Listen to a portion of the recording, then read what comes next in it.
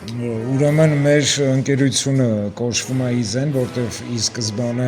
ամբողջ եկամուտից նախատեսել էինք դեպի զենքը, դեպի մեր հայկական ուժերին վերաբերող ինչ-որ հարցերում ֆինանսավորեինք, օգնեինք, որովհետև շատ խելաց երեխեք ունենք, շատ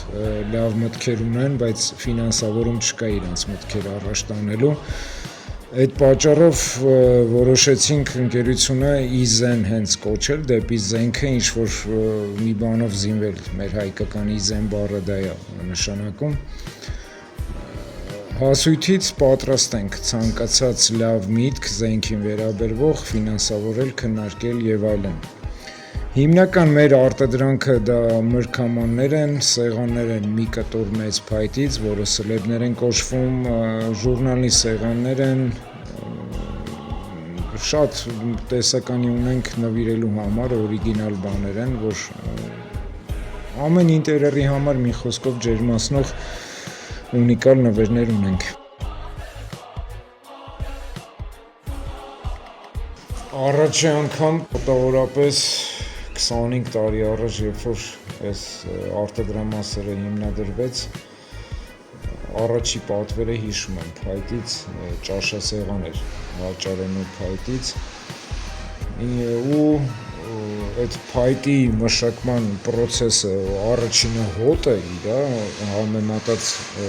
լամինատի հետ կամ MDF-ի հետ ինքը յուրահատուկ է, շատ ավելի հաճույքով ես աշխատում իրա հետ ու ինքը որպես բնական էկոլոգիապես մաքուր փայտ բան լինելով, նյութ լինելով, ավելի արդար ես համարում աշխատանքդ էլի, քան թե այդ ինչ-որ լամինատի կամ MDF-ի հետ աշխատելուց։ Ուրեմն 25 տարի առաջ դե կամաց հետո փայտից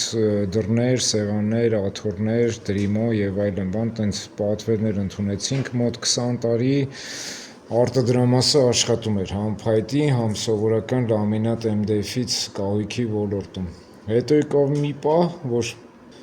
հասկացանք, որ ինքը ստանդարտ գործունեություն է այդ ամեն ինչը, որոշեցինք ձևափոխել արտադրությունը, նոր ճյուղ գտնել։ Ամենակարևորը բանից այն վառելափայտ համարվող տեսականին, որը մարդկանց մեջ ոտքերի տակ անտառներում որ թափված է, որոշեցինք դրանց երկրորդ կյանք տալու միջոց գտնենք ու բավականին լավ, եթե տեսնում եք, ստացվել է մեր մոտ։ Ստացվում մի արտադրանք է, մի դեկոր, որը որ ցանկացած ինտերիերի հետ համահունչ է, ցանկացած միջավայրում տրամադրություն է ստեղծում ու մարդիկ նայելուց հաճույք ջերմությունը զգում են։ Դե օգտագործում ենք մենակ հատման ենթակա ծառեր, ոչ մի ծառ, ոչ մի կանաչ ծառ, աճող ծառ չի կտրվում մեր պատճառով։ Հատման ենթակա ծառերից ընտրվում է ամենագեղեցիկ, ամենատձև կոպիտ ասած մասերը, որը որ ավելի հետաքրքիր մի բան կդառնա։ Ու դրանց վրա արդեն մենակ ձեռքով մշակվում է ավելորդ մասերը չես գիտակցում ժամանակը ոնց անցավ, ժամերով նույն դետալի կողքը աշխատելուց չես հոգնում։ Ամեն գործողությունից հետո թազա տեսարան է բացվում, ինչ-որ նոր պատկեր է բացվում, որը որ մշակում ես ավելի քեզ հիացնում ու ամենակարևորը, որ տենց անավարտ թողում ես իրան սեղանին գնում ես տուն, չես համբերում, երբ է լույսը բացվելու, որ հետ գաս, տեսնես ինչ ես երեք արել, ինչ նոր միտք կա, ինչա քեզ թելադրում, էլի։ Ամենահաճելի մասը այդ ամեն ինչի մեջ կեղևը պոկելն է,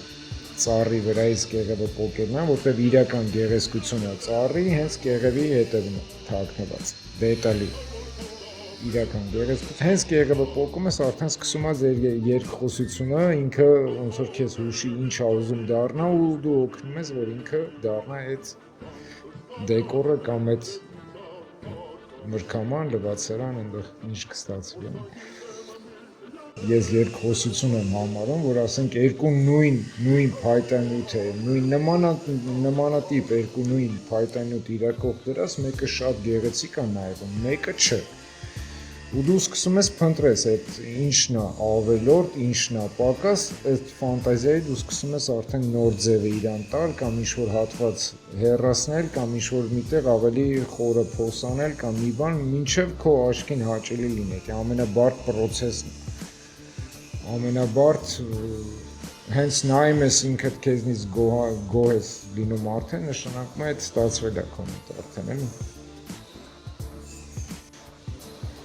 Շատ եղել է, որ համարյա ավարտական փուլին հասնելուց մի հատ փոքր անցք ես տեսնում, հետո այդ փոքր անցքը ուզում ես մաքրես, փորում ես, տենում ես մեջը ворդ կա, այդ ворդի հետևից գնում ես, փորում ես դառնում է մի հատ մեծ խոռոչ ու ասենք աշխատանքդ կկնապատկվում է, էլի, տենց դեպքեր էլ շատ է։ Պոպոքի հոտն եմ շատ սիրում, փայտանյութերից։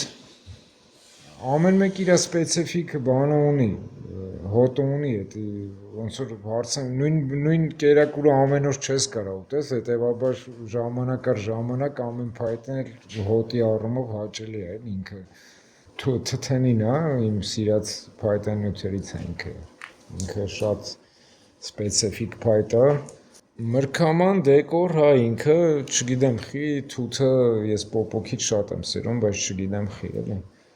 Պոպոքը ընդունված է, մանավանդ մեր հայկական պոպոքը սաղ աշխարհով հարգի ամենասիրուն փայտանյութերի, եթե ոչ ամենասիրուն, էլի։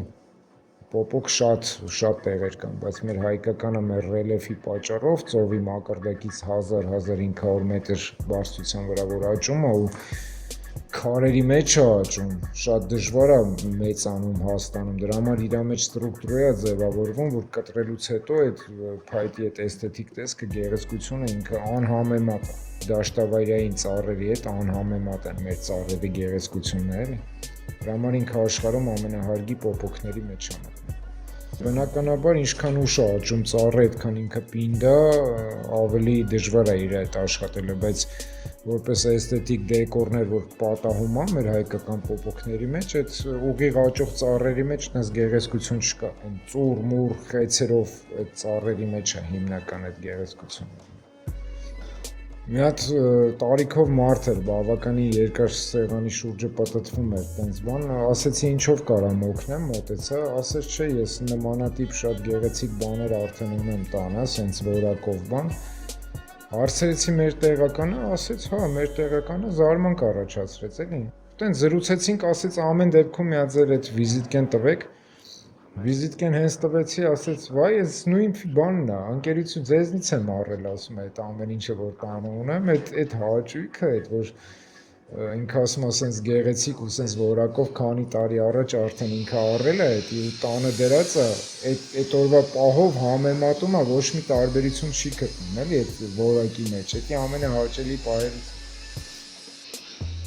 մոտ 400-500 տեսականի մեջ ամեն մեկը գիտեմ, որ նա քանի ժամ ենք տանջվել, մենակ ես չեմ, կոլեկտիվով մեր տղեկով, մեկը մետաղական հատվածն անում, մեկը սղոցի հատվածն անում եւ այլն եւ այլն։ Դժվար է, բայց որ համոզված ես լինում, որ խնամքով են վերաբերվելու ու մարդիկ հաճույք են ստանալու դրանից, բաժանվելը դժվար չի, անգամ շատ դեպքեր ա եղել, որ նվեր եմ տվել։ Զգացել եմ այդ մարդը ինչքան է դուր է եկել, ոնց է ինքը գնահատում, բայց ֆինանսապես պատրաստ չի եղել, չի կարողացել գնի, պրոստը տակ նվեր եմ տվել, այն պայմանա, որ խնամի ինքը ցանկացած խնդրի դեպքում մեր հետ կապնել։